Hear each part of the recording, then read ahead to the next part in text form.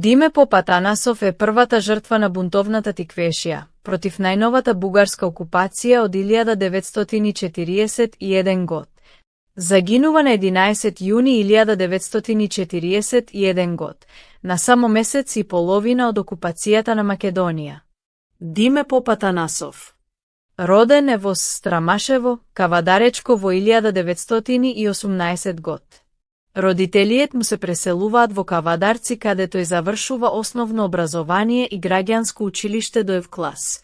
Немајки материјални можности за дошколување, првично е шивачки калфа, а подоцна и писар во општината. Како писар доаѓа до различна литература која постојано ја чита и се надообразува постојано.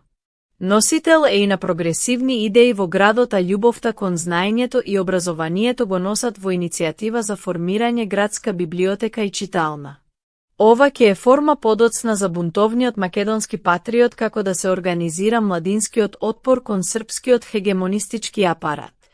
Набргу по ова е веќе непожелен за власта која сега ги вклучува сите своји апарти, па не само што е исфрлен од општината, но и повеќе пати е приведуван и затваран во Кавадаречкиот затвор.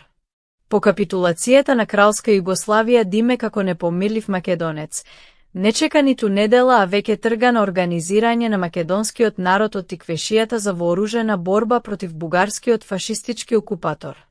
На терен е постојано, меѓу интелектуалната младина во градот, но и по селата. Врши собирање на оружје за востание против бугарите, работи на организирање на народот и подготовки за првиот одред.